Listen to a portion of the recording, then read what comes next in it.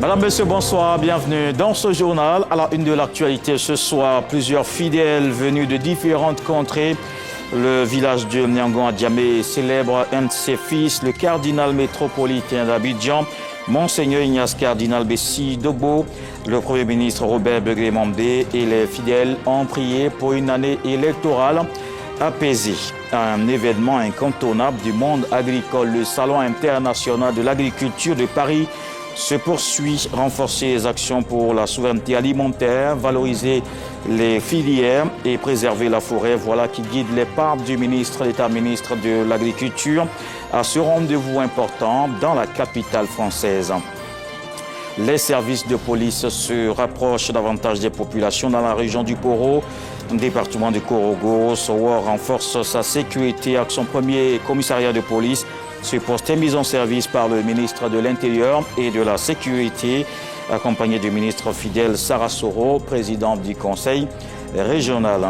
Le secrétaire général de l'ONU, Antonio Guterres, demande une paix respectant l'intégrité territoriale en Ukraine.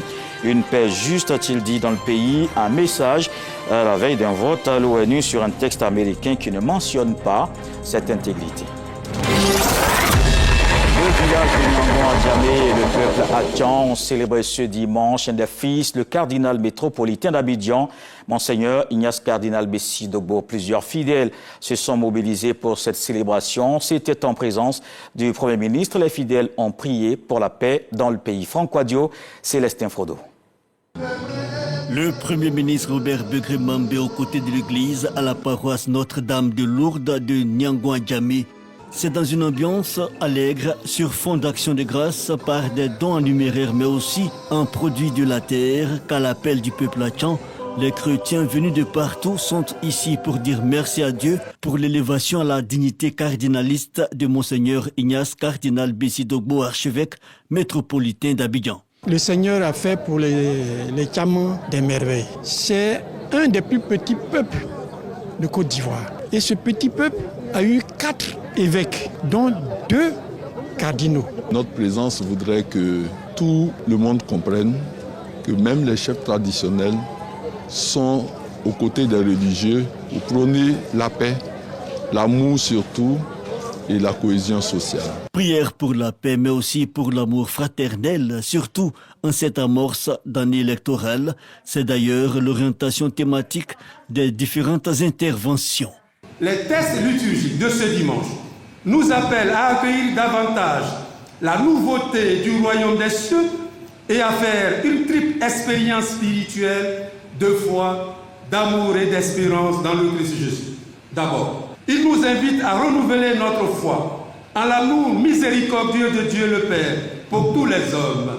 Pour les échéances électorales qui arrivent, croyez que Dieu qui nous aime et qui nous a donné la coupe est capable aussi de nous donner des élections tranquilles. Mais pour cela, il nous demande de faire comme nous avons fait pour la coupe. Nous étions unis et nous avons prié et nous accordé la coupe. Dans le même élan, c'est aussi inscrit le célébré du jour qui a aussi salué l'initiative pour ce temps de louange.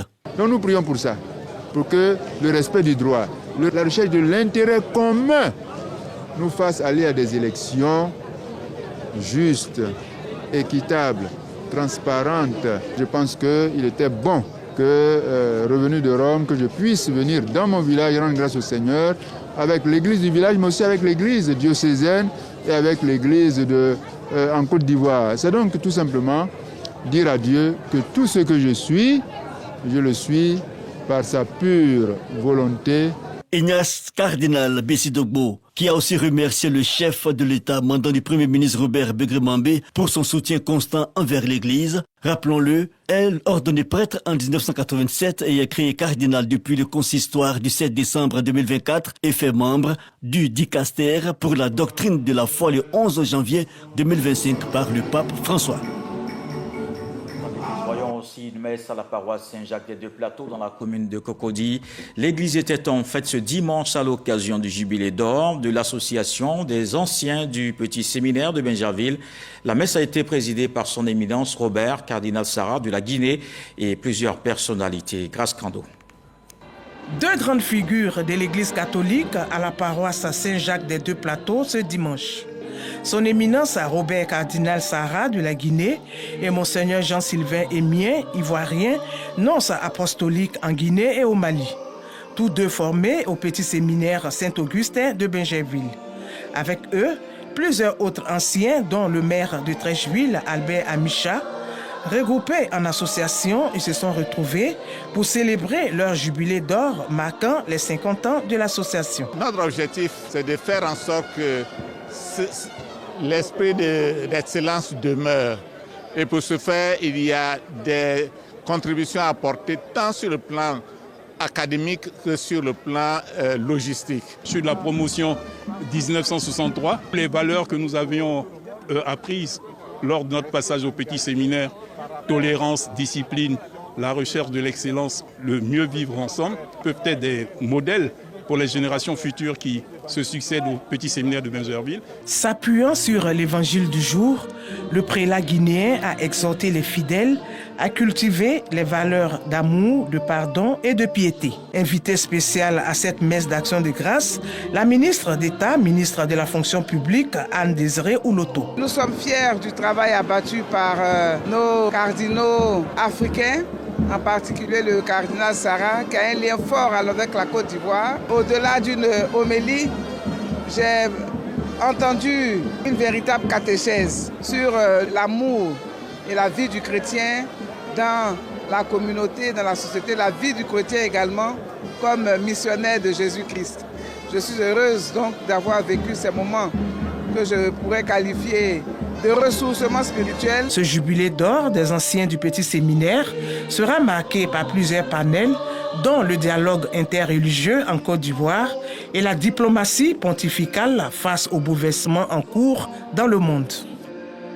Maintenant, en France, où le salon de l'agriculture de Paris se poursuit, des opérateurs venus de Côte d'Ivoire participent à ce grand rendez-vous dans la capitale française. Le ministre d'État, ministre de l'Agriculture, a visité les stands ce dimanche. Kobena Kwasi Adjoumani mobilise aussi les investisseurs pour assurer la souveraineté alimentaire et sauvegarder nos forêts. Lanciné Bakayoko est notre envoyé spécial à Paris. Au salon de l'agriculture de Paris, le ministre d'État, Kobena Kwasi Adjoumani, a encouragé chacun des exposants à montrer les richesses et les potentialités agricoles de la Côte d'Ivoire. Les objectifs sont d'au moins deux ordres. Le premier, c'est la souveraineté alimentaire. Les engagements que nous prenons aux côtés de nos partenaires sont en rapport avec cet objectif-là. Et les exposants sont venus avec tous nos produits du terroir. Mais cette capacité d'assurer la souveraineté alimentaire, laquelle repose sur la disponibilité des terres arables, place en second la problématique de la préservation de la forêt au rang d'urgence nationale. Qu'à côté des forêts, il y a aussi des plantations qui permettent à notre pays d'aller en avant, à notre pays de soutenir son agriculture, à notre pays de soutenir son économie, et cela de façon durable. Vous allez voir également à côté de l'agroforesterie des produits qui sortent donc de la terre, les produits vivriers, les produits de rente et autres. La journée dédiée à la Côte d'Ivoire, ce sera le 27 février, occasion pour les acteurs de vulgariser le savoir-faire ivoirien, notamment en matière de techniques agricoles. Dans ce développement du monde agricole, la sécurité se renforce aussi dans le département de Korogo. Un commissariat de police ouvert à Sowor. Ce poste va marquer davantage la présence des forces de l'ordre dans la région. Une mise en service en présence du ministre de l'Intérieur et de la Sécurité et le ministre Fidel Sarasoro, président du conseil régional du Poro à Mississoko. Une nouvelle dynamique en matière de sécurité s'installe désormais dans la sous-préfecture de Sowor, à 10 km de Korogo, sur l'as Korogo-Mbengue, non loin de la frontière malienne. Le ministre de l'Intérieur et de la Sécurité, le général Wagondo Diomandé, a procédé à la mise en service du tout premier commissariat de cette localité. Bâti sur 1 hectare et comprenant 9 bureaux, cet édifice est le fruit de la volonté d'un fils de la localité, Ndosulu Yakuba Soro, ex-député de la sous-préfecture de Korogo, Honorable, vos nombreuses réalisations et œuvres dans la sous-préfecture de Korogo, des années 1980 jusqu'à nos jours, parlent pour vous. Merci et que Dieu vous accorde une longue vie auprès de nous. Cette nouvelle infrastructure symbolise un pas important vers le renforcement de la sécurité de nos communautés. Le ministre de l'Intérieur et de la Sécurité, le général Vagondo Diomandé, accompagné du ministre Fidel Sarasoro, secrétaire exécutif du Conseil national de sécurité et président du Conseil régional du Poro, a présenté le commissaire Patrice Gueye, désormais en charge de ce nouveau poste. Je suis d'autant plus heureux qu'en ma qualité de président du Conseil régional du Poro, cette cérémonie est la deuxième du genre à laquelle je suis convié en moins de 2 ans dans cette région et à la tête de cette région. Je voudrais saisir cette occasion pour exprimer ma gratitude au chef de l'État, son Excellence M. Alassane Ouattara, qui a fait de la sécurité des personnes et des biens une priorité absolue de son programme de développement. Des cadres comme vous, notre pays en a besoin. Merci d'avoir mis à notre disposition cet édifice important qui est un élément supplémentaire de la sécurité qui constitue l'une des priorités essentielles de son Excellence, Monsieur le Président de la République, son Excellence Alassane Ouattara. Pour faciliter donc le démarrage des activités, un véhicule et 2 motos ont été offerts au nouveau commissariat par le ministère de l'Intérieur, ainsi que des ordinateurs par le maire de Korogo, Lassina Ouattara. Outre ce commissariat, Ndosulu Yakuba Soro a à son actif à Sowo la construction de la gendarmerie, du lycée moderne et des logements pour enseignants. Et à Paris, en France, l'université américaine Glory University International a distingué 19 personnalités africaines, des acteurs du public et du privé, parmi eux de nombreux Ivoiriens, le ministre des Eaux et Forêts Laurent Tchaba, le président du conseil régional du Nzing et sans la taille, Eyo Adama Benoît, directeur général de la Société ivoirienne de télédiffusion. Ils reçoivent le titre honorifique de docteur honoris causa, une distinction pour saluer leur leadership et engagement dans les activités à fort impact social. Didier Nguessan. Laurent Tchaba, le ministre des Eaux et Forêts, reçoit la prestigieuse distinction de docteur honoris causa. Comme lui, 18 autres personnalités sont distinguées par Glory University International, CIS aux États-Unis et son partenaire français. Selon l'organisateur, leur parcours d'exception et l'impact sur les communautés ont fait la différence. Les critères, d'abord, il faut candidater. Il faut constituer un dossier, le CV. Vous présentez votre CV au conseil universitaire et le conseil universitaire valide si vous êtes apte à recevoir un diplôme doctorat honoris causa. Cette distinction académique, la plus haute en milieu universitaire, est pour les récipiendaires une reconnaissance, un flambeau à entretenir et à transmettre aux générations futures. C'est une satisfaction totale pour moi aujourd'hui. C'est vraiment le couronnement de tout un parcours professionnel. Nous avons réussi donc à implanter la télévision numérique terrestre et je crois que c'est un exploit qui est aujourd'hui reconnu. C'est un sentiment de joie. On est célébré aujourd'hui sur la plateforme de la France et tout. Bon, je pense que c'est une joie et c'est un honneur. Et je dédie humblement ce doctorat honoris causa au président de la République. Cette université a déjà honoré avec la même distinction d'autres membres du gouvernement ivoirien en 2024, notamment les ministres d'État en charge respectivement de la Défense et de l'Agriculture. Et sur place ici, les acteurs impactent aussi la société, initier les élèves aux notions de droit. Un point au centre de l'entretien entre la ministre de l'Éducation nationale et l'ordre des avocats. Les élèves seront formés sur les notions comme les violences en milieu scolaire et les grossesses en cours de scolarité. Les enseignants aussi vont recevoir les outils nécessaires pour comprendre la loi afin de mieux contribuer à la sensibilisation. Sephora Zegui nous parle de ce projet, La robe à l'école.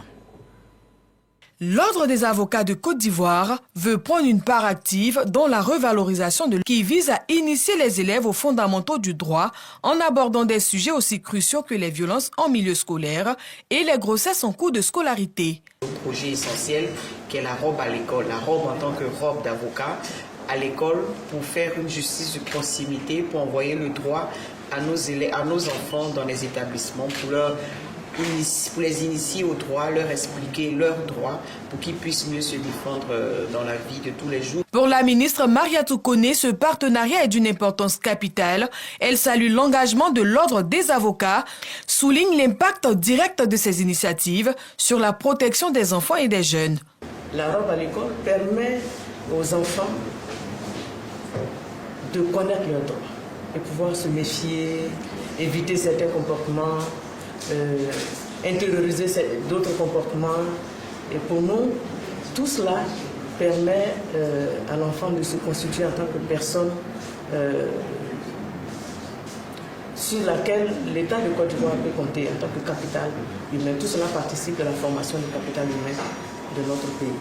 Voilà. Et donc nous voulons féliciter Madame le bâtonnier, l'encourager dans ses activités et souhaiter que ce projet-là puisse se dérouler aisément sur l'ensemble du territoire, dans toutes nos écoles, dans tous nos lycées. Le deuxième projet ambitieux concerne l'ouverture d'un bureau d'assistance aux victimes de violences domestiques qui offrira un accompagnement juridique, psychologique aux plus vulnérables. Le partenariat entre le ministère de l'Éducation nationale et de l'alphabétisation et l'Ordre des avocats de Côte d'Ivoire semble prometteur. Ensemble, ils entendent offrir aux jeunes Ivoiriens les outils nécessaires pour mieux comprendre leurs droits et surtout les défendre. Et justement, dans la formation des cantines scolaires, un programme du gouvernement qui vise à garantir un repas aux enfants tous les jours dans les écoles. L'objectif étant d'assurer à tous les élèves un repas pour faciliter la période de formation dans la région de Gbeke. Comment fonctionnent les cantines scolaires? Un zoom dans ce reportage de Boubacar Silla dans nos prochaines éditions. Et puisqu'on parle de formation, la Côte d'Ivoire veut améliorer la qualité et répondre aux besoins du marché de l'emploi. C'est le sens de la tenue du Forum international des métiers et des compétences les 10 et 11 février dernier. Le cadre pour promouvoir une formation professionnelle au service du développement. Aujourd'hui à 13h, dans le magazine du dimanche, Hamza Diaby a reçu Kartia Koulibaly de Medeiros, la directrice générale de l'AGFOP. Voici un extrait de l'entretien. Pourquoi le FIMEC ? Parce que tout d'abord, de nombreuses dynamiques sont menées actuellement pour mettre en œuvre la vision de son Excellence, Monsieur le Président Alassane Ouattara, en termes de formation professionnelle. Le chef de l'État considère la formation professionnelle comme un levier puissant sur lequel s'appuyer pour le développement socio-économique de la Côte d'Ivoire. De nombreuses activités sont menées, mais malheureusement ne sont pas très connues. Donc la première des raisons, c'était pour pouvoir présenter toutes les dynamiques actuelles au sein de la formation professionnelle. Deuxième objectif, c'est que malheureusement, on vient à la formation professionnelle lorsqu'on a échoué. Et alors, ce forum, c'est pour montrer aux jeunes, montrer aux parents que la formation professionnelle, c'est une voie d'opportunité, c'est un premier choix. Et également, offrir aux différents acteurs nationaux et internationaux une plateforme d'échange, une plateforme de partage d'expériences pour réfléchir ensemble aux problématiques de la formation professionnelle. Le bilan, il est très positif pour nous. En termes de mobilisation, nous avons eu plus de 2000 jeunes pour la première journée en présentiel, plus de 1500 la deuxième journée, et ils sont restés avec nous pendant ces 2 journées. Pendant les réflexions, ils ont participé. Donc, en termes de mobilisation physique, il y avait plus de 5000 personnes connectées en direct sur les 2 jours. L'amicale des anciens de la radio-télévision ivoirienne était ce samedi en Assemblée générale. Et Emmanuel Kofi a été choisi par les anciens du RTI. L'organisation met au cœur de ses activités l'entraide, mais surtout ne pas rompre les liens de fraternité de cette famille de la communication. Victor Oyoboué. Le président, Monsieur Emmanuel Kofi. Il a veillé aux destinées de la DESA-RTI dès sa création en 2021. Emmanuel Kofi reconduit à la tête de la DESA-RTI pour les 3 prochaines années, avec Adel Djedje et Lydia Kwa au commissariat aux comptes. Ainsi en a décidé l'Assemblée générale de l'amicale des anciens de la RTI. Les anciens de la RTI entendent profiter pleinement de leur retraite, mais une retraite qu'ils souhaitent active par la transmission de leur expertise acquise pour certains pendant 40 années au service de la Maison Bleue. Vous avez vu dans la salle l'intérêt et la contribution qui a été celle de chacun. Pour des retrouvailles, certes, mais nous sommes encore au plan professionnel très actifs. J'ai permis, par exemple, à certains camarades de revenir travailler pour le compte de la radio-télévision ivoirienne pendant la CAN 2024 ici. Nous pouvons apporter non seulement à notre maison, mais à d'autres structures de la place. Ces anciens journalistes, animateurs, producteurs et techniciens, pour ne citer que ces métiers de l'audiovisuel, sont également reconnaissants du soutien des autorités. Il y a la mise en place déjà de la rente viagère que le chef de l'État a bien voulu accorder aux anciens. Nous sommes partis avec 20 personnes, 20 camarades qui bénéficiaient de la rente viagère. Aujourd'hui, il y en a 50. Nous avons donné notre jeunesse à ce pays-là. Je crois qu'ils planchent, ils réfléchissent à la meilleure façon de pouvoir nous aider. On le verra bien dans les prochaines semaines. Soutien réitéré par Habiba Dambélé Saoué et Anoma Kani, représentant respectivement le Premier ministre et le ministre de la Communication. Notre action à vos côtés ce jour s'inscrit dans le prolongement de ce qui a été bien fait jusqu'à ce jour. Cela est la marque de notre ferme volonté d'accompagner les anciens que vous êtes, tout en vous rendant un hommage mérité pour les années de bons et loyaux services.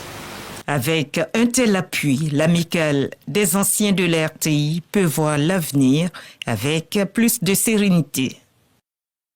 Du pays maintenant, l'autonomisation financière des femmes et des jeunes est une priorité du gouvernement. Des initiatives en cours, 100 millions de francs CFA de soutien accordés aux femmes et aux jeunes de la sous-préfecture de Thiémé-Lécro.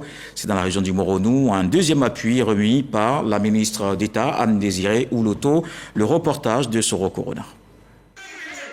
En 2020, les femmes de la sous-préfecture de Thiémé-Lécro dans la région du Moronou recevaient un appui en intrants et en semences pour des activités génératrices de revenus en vue de leur autonomisation. 5 ans après, le gouvernement vient accentuer ce soutien, mais en incluant les jeunes.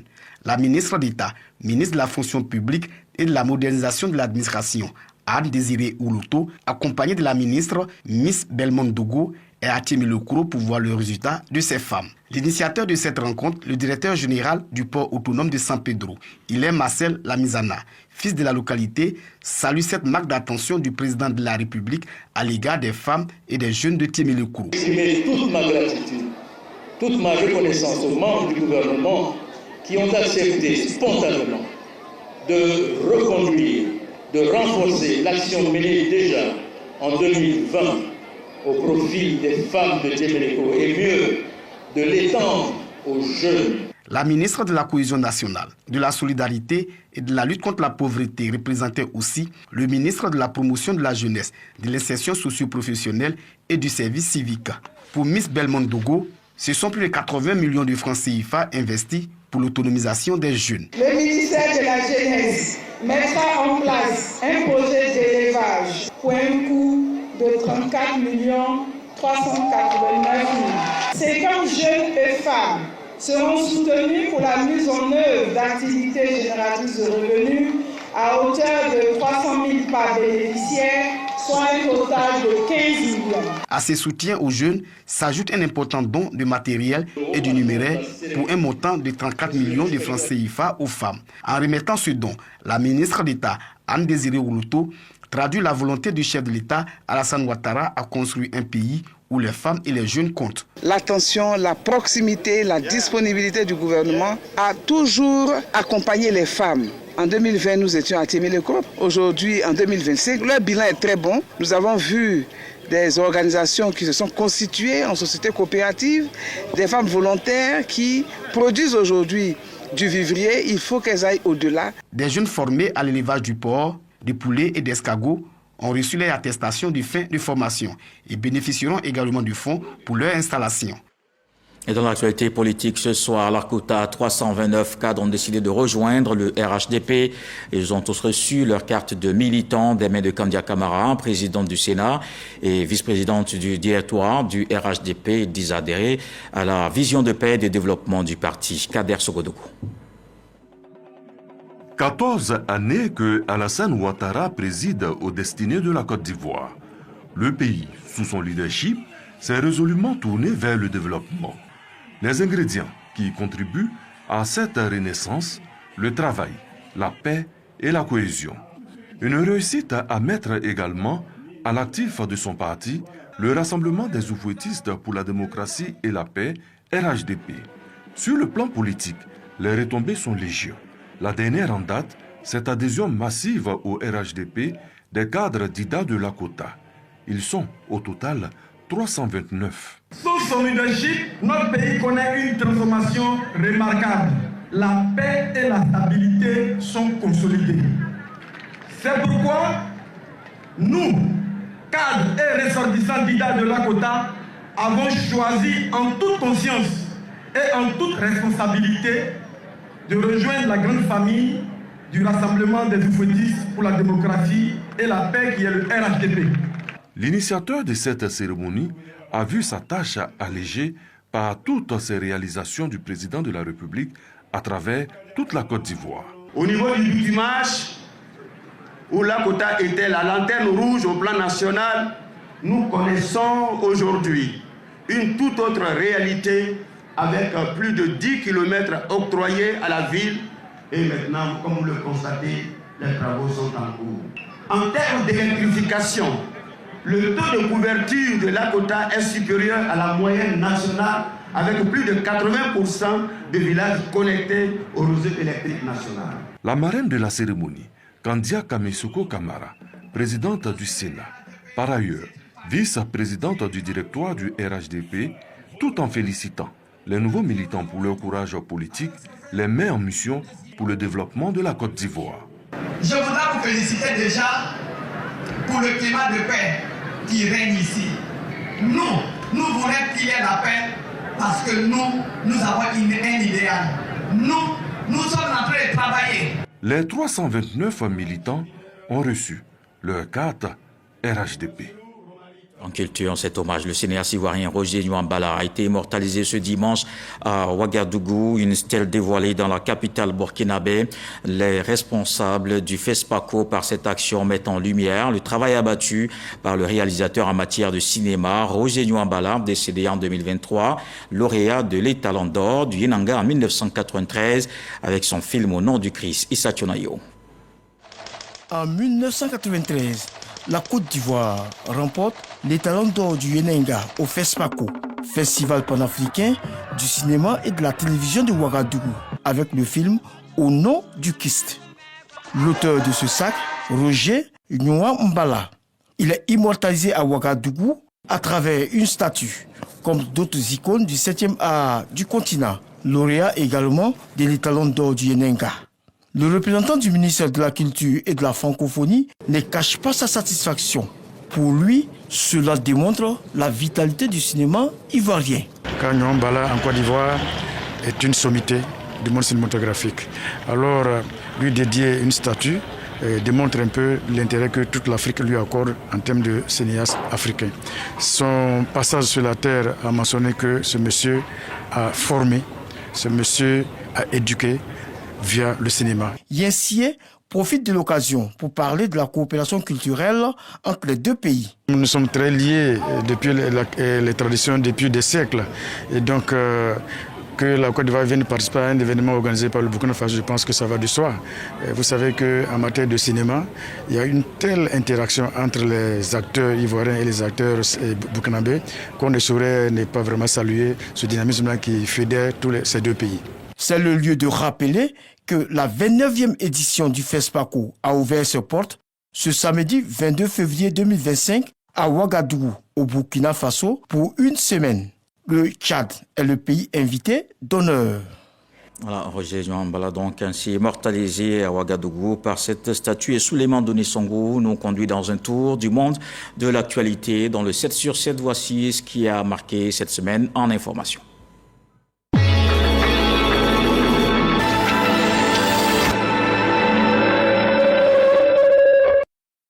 Les rebelles du M23, appuyés par des soldats rwandais, occupant désormais les postes frontaliers et les bâtiments administratifs de Bukavu, affirment vouloir rétablir l'ordre et protéger les populations. Kinshasa dénonce une occupation illégale et réclame des sanctions contre Kigali. Le secrétaire général de l'ONU, Antonio Guterres, lors du sommet de l'Union africaine, a insisté sur la nécessité de trouver une issue diplomatique au conflit.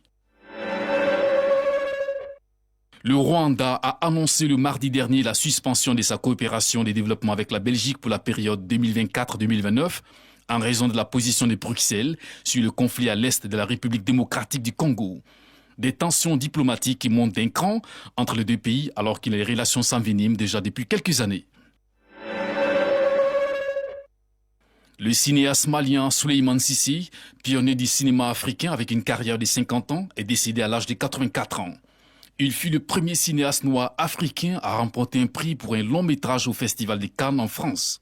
Il a remporté le prix du jury en 1987 pour Hélène, La Lumière, et en 2023, les Carrosses d'or pour Finan, Le Vent. Le diplomate américain Marco Rubio n'a pas pris part à la réunion des ministres des Affaires étrangères du G20 qui s'est tenue en Afrique du Sud cette semaine. Il s'agit de la première réunion des ministres des Affaires étrangères du groupe des principales économies du G20 dont l'Afrique du Sud occupe la présidence depuis décembre dernier. Une transition de 5 ans renouvelable est approuvée à l'unanimité des 716 délégués présents lors des assises nationales du Niger. Cette décision pourrait être réévaluée en fonction de l'évolution de la situation sécuritaire et de l'agenda de la Confédération des États du Sahel. Un acte salué par le général de brigade Abdourahmane Tiani, chef de l'État, qui a réaffirmé son engagement à conduire cette transition dans l'intérêt supérieur de la nation. Le Hamas a libéré 6 otages israéliens samedi. Parmi ces otages figurent 3 Israéliens kidnappés. Israël, de son côté, devrait accorder la liberté à 602 Palestiniens. C'est le 7e échange d'otages et de prisonniers entre les deux parties. Il s'inscrit dans le cadre d'un cessez-le-feu conclu le 19 janvier dernier. Le secrétaire général de l'ONU a appelé ce dimanche à une paix juste en Ukraine qui respecte l'intégrité territoriale du pays. Avant le vote à l'ONU sur un texte américain qui ne mentionne pas cette intégrité, il fait cette déclaration à la veille du 3e anniversaire de l'invasion russe de l'Ukraine.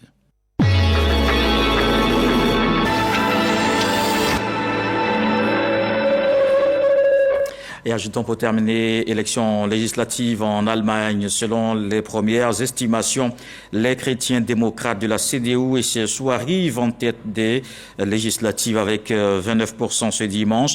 Le parti d'extrême droite AfD fait une percée historique avec 19,5%, soit une hausse de 9 points par rapport au scrutin de 2021. Voilà qui met un terme à ce journal. Merci de l'avoir suivi. Retour de l'actualité 23h avec Régis Kofi. Demain 20h, retrouvez Marie-Laure Ngouran. Ce soir, le stade nous apprend que le soleil n'est jamais trop chaud quand on cherche l'ombre. Je vous souhaite donc une fructueuse semaine.